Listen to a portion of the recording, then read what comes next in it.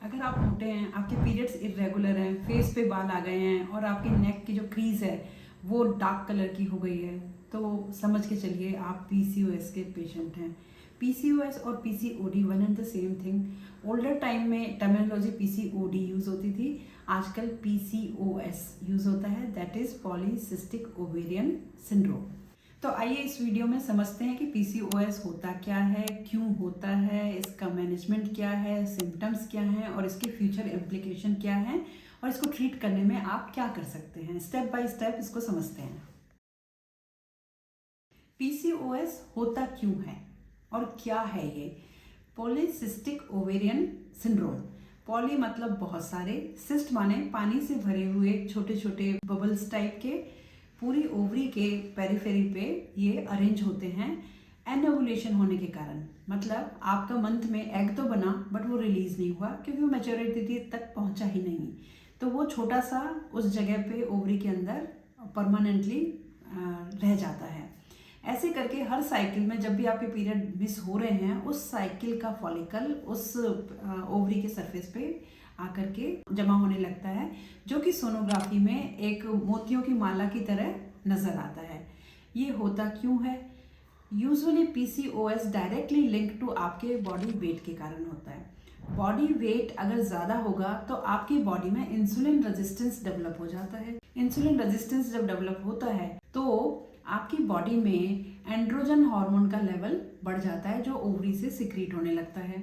Androgen hormone एक male hormone होता है। जिस तरह से मेल को पीरियड्स नहीं आते, तो ये हार्मोन रिस्पॉन्सिबल होता है पीरियड नहीं आने देने के लिए। तो पीसीओएस में एनोवुलेशन होता है, मतलब एग रिलीज नहीं होता है, इसलिए ये one of the commonest causes of infertility होता है।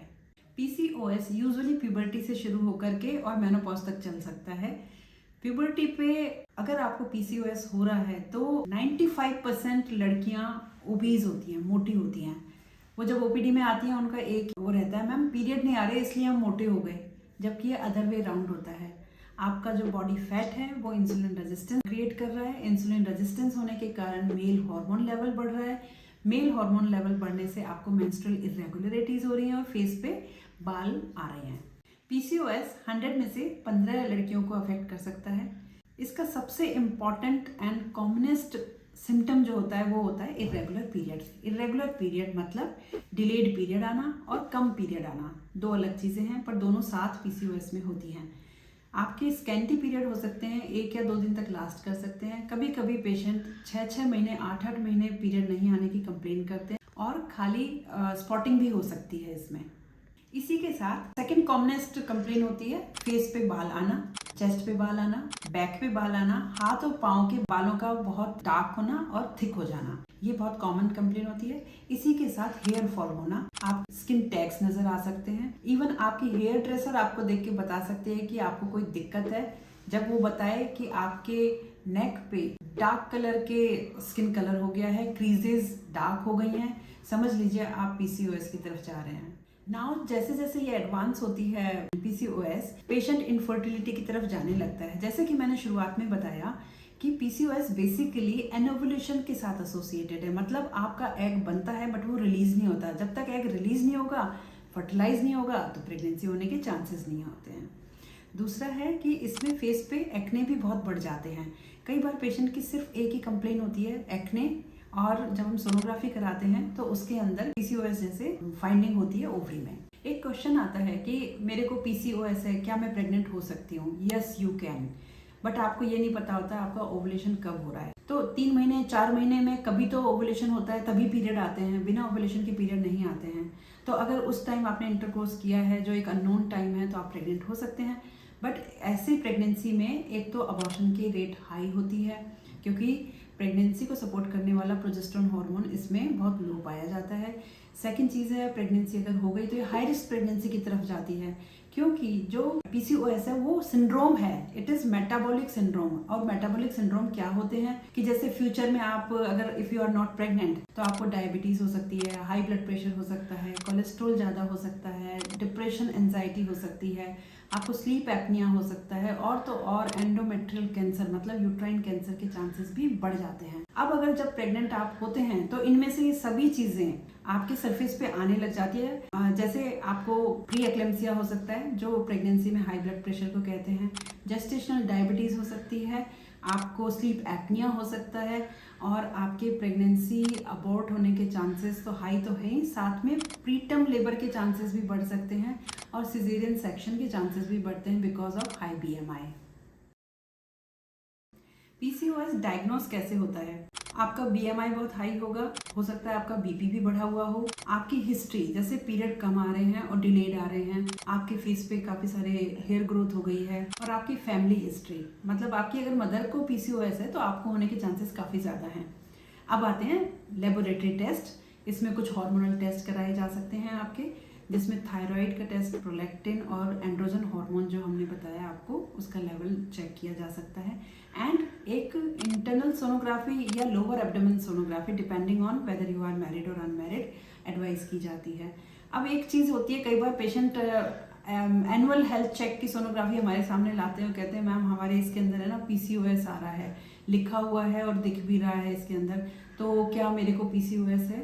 PCOS होने के लिए कम से कम 2 क्राइटेरिया ज़रूरी हैं कि क्या तो आपके पीरियड इरेगुलर हैं और डिलेड हैं, और दूसरा क्राइटेरिया है कि आपके फेस पे बहुत ज़्यादा हेयर ग्रोथ है या एक्ने है। इन दोनों में से एक और सोनोग्राफी फाइंडिंग तब ही कंफर्म होता है कि आपको PCOS है। आइए जानते हैं अब इसको मैनेज कैसे करें। पहले ट्रीटमेंट पार्ट करते हैं, फिर प्रिवेंशन पार्ट करेंगे। ट्रीटमेंट में यूजुअली हम हार्मोनल टैबलेट देते हैं, 21-21 दिन की टैबलेट होती है, उसको मिनिमम 3 मंथ्स के लिए तो देते ही हैं हम। साथ में इंसुलिन सेंसिटाइजिंग एजेंट्स आते हैं जो दिए जाते हैं ताकि आप अगर एक्सरसाइज करते हैं तो इंसुलिन आपकी बॉडी में इकट्ठा शुगर को यूटिलाइज कर पाए और वो फैट में कन्वर्ट होकर आपके मोटापे को ना बढ़ाए। एंड थर्ड, कुछ मेडिसिन आती हैं जो मेल हॉर्मोन्स के एंटागोनिस्ट होती हैं, वो भी दिया जाता है। प्रिवेंशन बहुत आसान है इसका। अगर आप ऑलरेडी मोटे हैं और आपको PCOS है तो before you take medicine you should go for healthy lifestyle management plan. Like इसमें आपको बहुत हेल्दी खाना खाना है, और मोस्ट कॉमनली पेशेंट अगर पूछता है तो मैं एक लाइन में बोलती हूँ, you should switch over to diabetic diet. Second, exercise आपको खूब करनी है, सीडेंट्री लाइफस्टाइल छोड़नी है। आजकल मोबाइल पे ऑर्डर करके खाना मंगाने का बहुत चलन है, बच्चे आजकल बहुत खाते हैं। बच्चे में इसलिए बोल रही हूँ क्योंकि ये डिजीज़ प्यूबर्टी से ही शुरू हो जाती है, और इतनी कम उम्र से ये डिजीज़ जो शुरू होती है वो लाइफ लॉन्ग आपको मेटाबॉलिक सिंड्रोम में ले जाएगी बहुत आसानी से, जो बहुत डेडली होती है। So let's conclude, PCOS is basically metabolic disorder, और मेटाबॉलिक डिसऑर्डर जितने भी होते हैं ना वो हेल्दी लाइफस्टाइल अचीव करने से ट्रीट हो जाते हैं। उसके लिए आपको हो सकता है डॉक्टर के पास जाने की जरूरत भी नहीं पड़े।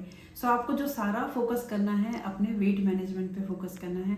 आप अपने BMI को 23 लेकर के आएँ, और वेट रिड्यूस होते ही अगर आपका पीरियड सही नहीं हो रहा है then only you go and see a doctor. So nutshell, अगर आप चाहते हैं फ्यूचर में आपको मेटाबॉलिक सिंड्रोम नहीं हो, diabetes, hypertension, sleep apnoea, anxiety, depression, endometrial cancer से बचना चाहते हैं तो आप बिल्कुल फिट रहें। PCOS एक बड़ा चैलेंज ज़रूर है, बट अगर आप अपनी लाइफस्टाइल को अच्छा रखते हैं तो आप इस डिजीज़ को कंट्रोल कर सकते हैं। अगर आपको ये वीडियो अच्छा लगा तो लाइक करें, शेयर करें, सब्सक्राइब करें। वापस से मिलते हैं आपको एक नए टॉपिक के साथ नए वीडियो में।